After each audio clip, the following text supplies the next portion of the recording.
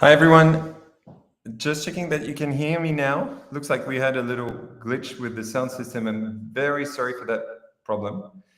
I think we're good now and we're ready to roll. Hopefully you guys are still tuned in. My name is Seb. I'm one of the founders here at Melting Spot. I'm super excited to take you through our topic today. Sorry again for um, glitch system. Feel free to give me a thumbs up if you can hear me fine. The topic we're going to discuss today is software adoption, and we'll be taking it through a particular angle, with the angle of training. Essentially, we'll help you better drive software adoption by providing the right level of training to your users.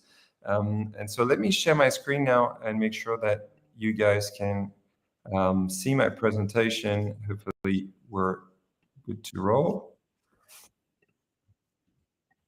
Can you give me a thumb up if you can see the screen? I think we're good. Cool, let's dive right into the topic. So we're going to keep it short and sharp. I want to stick to schedule. I want you guys to get an opportunity to ask your questions as well as we go. I want to introduce this chat with a few observations.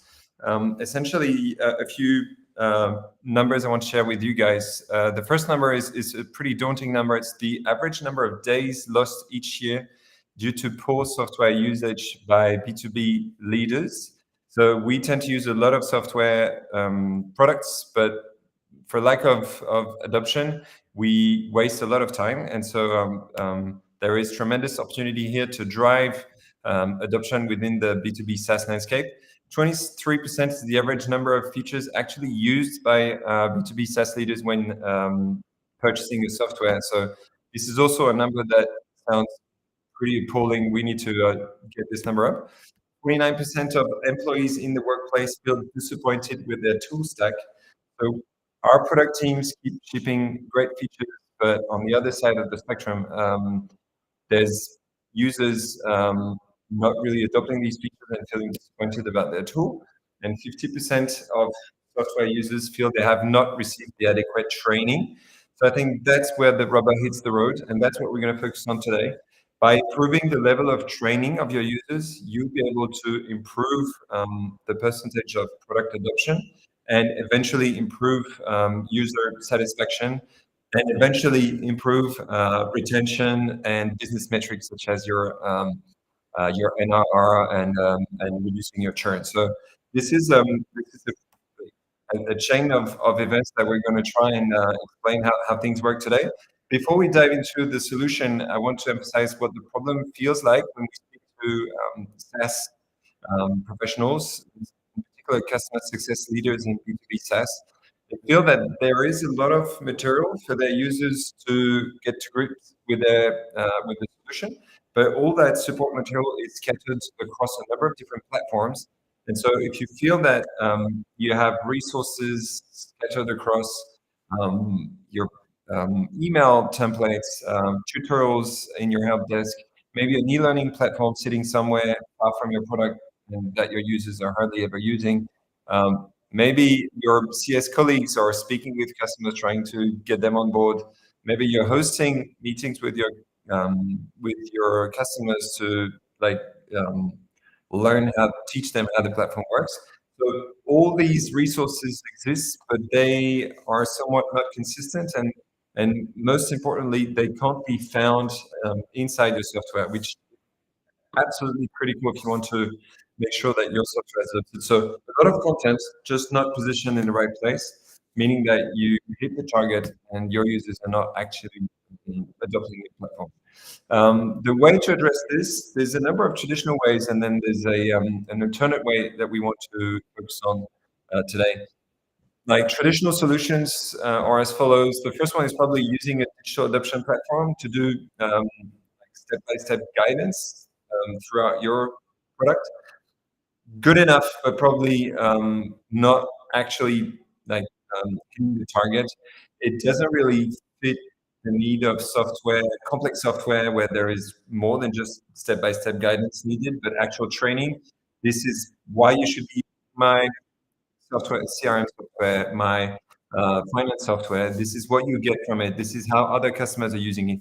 This can't live in a step-by-step product role. This needs actual training materials, and that's where learning management systems come in. They're really good, but they're also often very complex, and they tend to live outside of your software. Here you're trying to train users of your software. You're not trying to train employees or partners far away from your product. Your users live inside your product. That's where you need to train them. And that's it. End of the story. That's what we believe in. So that's why we're going to talk to you about in-app learning. Manual training is another option. It's in red because we believe that it's definitely not the most scalable option. You can't just hold the hand of all your customers at once. There is some level of training that can happen one-on-one or even in real life sometimes for like typically high-touch customers. And this might be useful, but surely this can't be your go-to adoption strategy. Um, the solution in our sense is to deploy in-app learning, which consists of training users continuously directly within the flow of work when they're using your software. This is something that we want to discuss at large today. The idea is that whatever solution you're using, and I'll be sure this email to explain in a moment, needs to connect with your software so that it knows who's actually using the solution. Identify user gaps. So typically, this new user hasn't used this particular feature. I know it, and I'm going to present a particular resource material on the right page to take them through this particular feature, and then deliver content or learning path directly within the software. And so you map the gaps and you assign each gap with a particular resource that you can push directly inside your product. That's how proper onboarding needs to happen. Not necessarily lengthy onboarding sessions with your customer success managers, but just spot on, like perfectly fitted onboarding content presented in the flow of work for your users. I'm going to take an example. And before I dive into this example, I want to take questions as well, because I think there's a number of questions from the audience. There's someone asking how you decide where to place widgets in your product to maximize adoption for each feature. I just touched on it, but essentially, if you know which features are underused in your product, this is probably something you can get from your product analytics platform, or simply from your product team or your support team. If you know that particular feature needs support, then that's where you need to add training materials. And there's a number of different formats you can leverage, but surely getting data from your product analytics can help like identify the right gaps in your product adoption. There's also another question around how you personalize in-app learning for different user segments. Um, that is a really good question. Um, I believe there's no one-size-fits-all training strategy or product adoption strategy. If you have that one big playbook for onboarding all your customers, then I dare say that you probably want to ditch the playbook. It's probably not personalized enough. It's fine to have generic content inside that playbook, but you need to have one like learning path for each customer segment. There's a number of ways you can segment your customer base. Typically by customer profile, you might have admins or standard users among your user base. That's probably where you need to. That's probably a good segmentation criteria. Also, maturity and typically the date your users signed up with your service is a good criteria. If they've been with you for over 3 months, they're probably past the onboarding phase and they probably need more ongoing education or new feature presentations when there's a new feature that's rolled out. But they're beyond the onboarding phase, so they need specific content. So 100% you should be segmenting your audience and presenting the right content to the right segments. And the platform you're using should help you do this. Let's take the example of a CRM software. I picked this example because it's a complex software. It's a good example of why learning matters when you're trying to drive adoption. Um, and let me show you how this works. So give me just 1 second.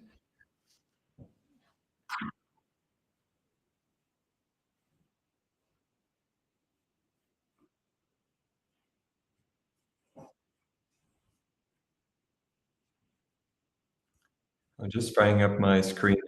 Just hold on. Because of my sound problem, I had to duplicate my screens, and I need 1 second to get it fired up. There we go.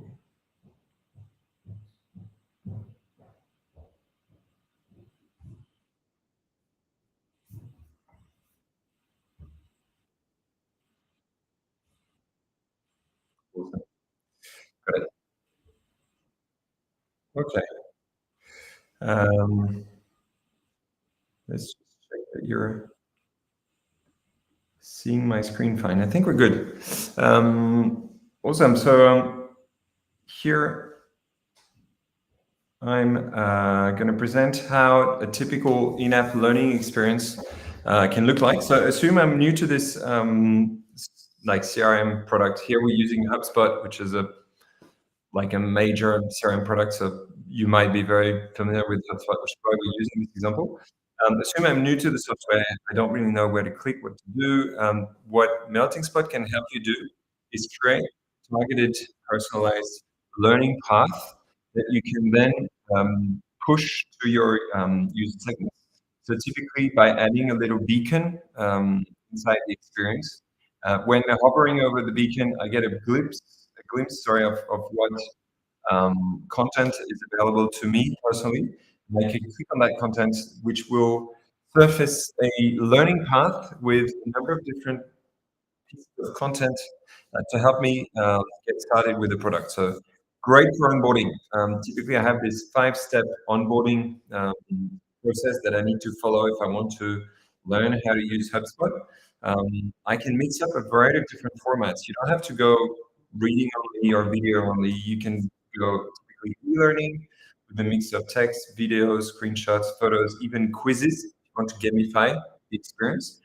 Obviously, in the back office, I'll show you what the back office looks like in a moment. You can track who's been doing what, so you can very efficiently track who's been actively like following your onboarding content, who stopped halfway through, and you can message them as well from the Melting Spot platform to tell them, hey, you started taking this getting started course, don't stop halfway through. This is like your way to more efficient usage of our product.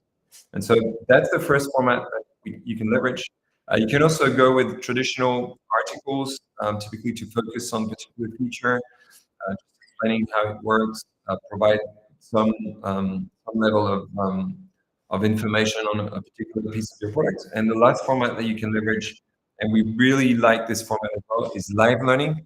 So typically, if you want to onboard your customers, let's say within maximum 10 days, you might want to give them access to e-learning courses for the like first 5 to 6 days, 1, 2, 3 different courses, and then give them an opportunity to join a real live onboarding session delivered by one of your CS specialists, or maybe one of your product marketing specialists, delivering a demo of the solution so that they can ask questions live if they have any questions.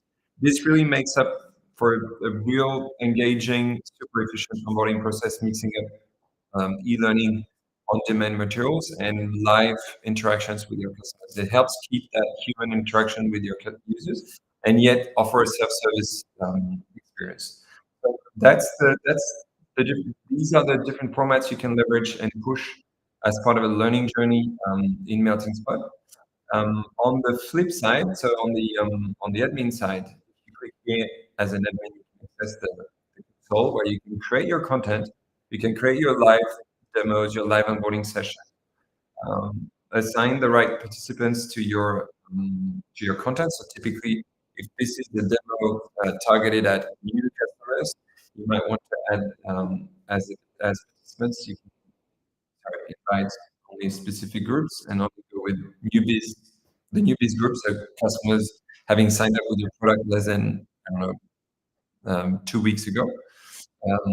and you can use this cohort you can use this sort of segment, sorry, to assign the right content to the right groups. So that lives courses are also created from this uh, admin panel. You can create your courses from scratch or using our AI assistants, leveraging live replays of real onboarding sessions. So typically, if you host a live onboarding session for all your users from a particular account, say, and some Coca-Cola users were not able to attend the session, to an e-learning module, like a four-step e-learning course, including a quiz to gamify the experience. So better than a replay, you can craft tailor-made e-learning modules using our AI.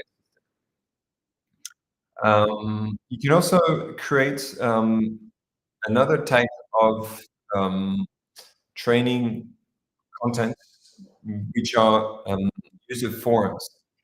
Forums can be really handy if you want to let your customers ask questions around the product and get answers from the user community. On the front end, I haven't showed you this, but it looks like this. That I'm navigating my CRM and I'm trying to build up a report. This is a complex feature. I don't really know how to use my report. I can click on a beacon like this and start open a forum panel where I can see questions from other users, filter by score, and grab answers from other customers. So perfect to reduce support tickets on specific features, and like creating pockets of discussions around that particular feature right inside your place. So that's the last training material, last training format, right, that we selected. So going back to the back office here, the last I wanted to show you is how you manage your audience. So essentially, Melting Spot is available to all customers signing up to your products, logging in. Once they're logged in, when they click on one of those beacons, widgets that I presented, they get automatically logged inside Melting Spot. We know who they are, and then they're presented the right content in the right widget. And as an admin um, manager, you can create groups, um, static group or smart groups. And when you go automated, you can add specific filtering conditions like by profile, as I mentioned earlier, or by accounts. Let's say you want to create a group for all Coca-Cola users.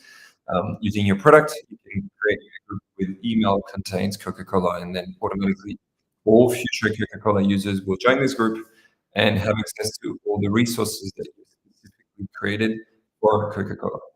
So that's how you manage your audience and present personalized content to your customers.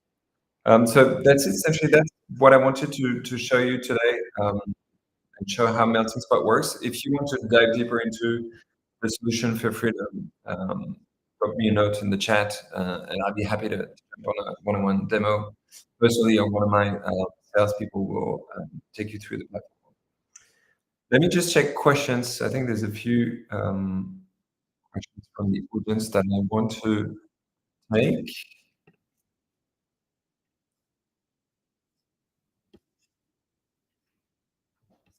Okay, just one second.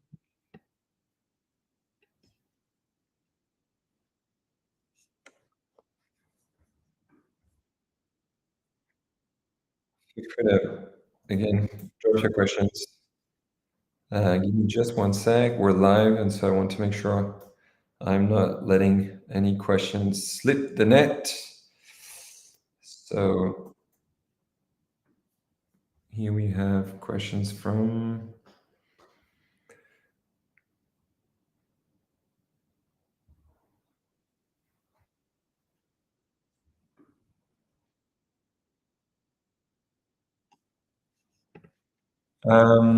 okay.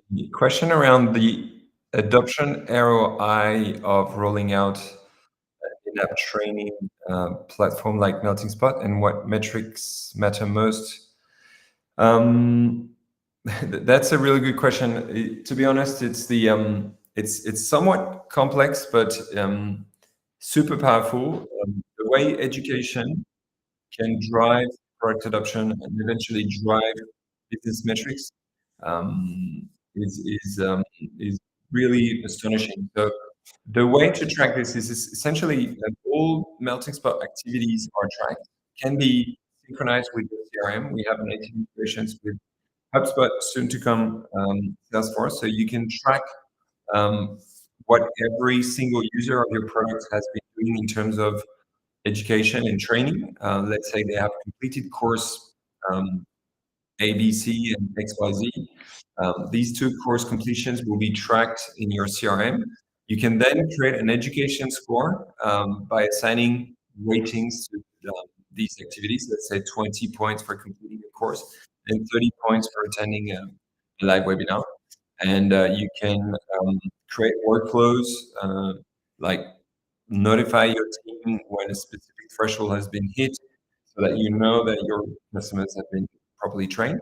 And you can average out the education score of an account by like calculating the average score of all users associated with Coca-Cola. Let's take this example again. And you can then derive an average education score and map this to your business metrics. And and you can use this to prove correlation between effective education and business and product adoption, as well as business metrics. So there is a really powerful correlation to be proven between how your customers educate themselves around your product, read your articles, take your courses, attend your webinars, how they adopt your product, and you can get this information from your product adoption, from your product analytics platform, and eventually map this to your MR or other business metrics that your education strategy has been successful. So really, really good question. Thanks for asking this question. But yeah, definitely a super interesting topic. I think we have other questions as well. I probably won't be able to take them all, but um, can in-app learning fully replace traditional training methods like one-on-one onboarding calls, in real life sessions? I touched on it at the very beginning of this session, but in my view, um, there is no like one size fits all onboarding strategy, but there should that there's always some level of self-service training that should be deployed because there's always some level of generic content that you don't want to repeat and repeat again and again. So even if you want to hold the hand of your like high touch customers, you might also want to let them typically take a pre-onboarding course. If you want to onboard them one-on-one, you might want to offer an e-learning module to make sure that they're on top of the basic concepts of your product before they show up in your onboarding session. It will be much more efficient. And so, in my view, these two like traditional methods are complementary to learning and digital onboarding solutions. So, yeah, 100%. Doing both is probably the right way to go about onboarding your customers. I don't want to hold you up for too long. I know we started a bit late, but I think we're getting to the end. I just want to share a few more thoughts um, to conclude. Feel free to ask questions. If there's a few more questions, I'll be happy to take them. So, uh, um, by just touching, we just touched on it, but summarizing the benefits of effective in-app training to drive product adoption. Uh, they're essentially like continuous learning as opposed to product tours or step-by-step guides. Having real training facilities inside your software can help you take your users to the next feature and the next feature. And as you keep shipping new features, you can continuously train your users to make sure they're on top of your product. Obviously, improved adoption is an obvious benefit of effective in-app training, as well as better as I mentioned, this really helps keep the human component as well of customer success while delivering at scale by like hosting live webinars, speaking with your customers, like taking their questions, but in a scalable fashion. Um, that's the end of this presentation. Thanks again for tuning in. Sorry for taking so long to fix the issues, but we got there eventually, and I'm glad we had this session. I'm glad we managed to turn it around. Thanks for your understanding. If there's any question like specific in training or specific to melting spot, I'd be really happy. Uh, wherever you uh, log in, be it YouTube or platforms, drop me a message and I'll get back to you and we can organize a follow-up call. Thanks again for your time and look forward to hosting more sessions. We have more sessions coming up in November, early December, sorry, on December the 2nd. We'll be focusing on CRM training. I've demoed what in-app training can look like in HubSpot, but we're going to dive into more use cases, speak about Salesforce and Microsoft Dynamics in particular. So if you're interested in this particular session, the tuning. And yeah, I'll see you around. Thanks for your time and speak to you soon. Bye bye.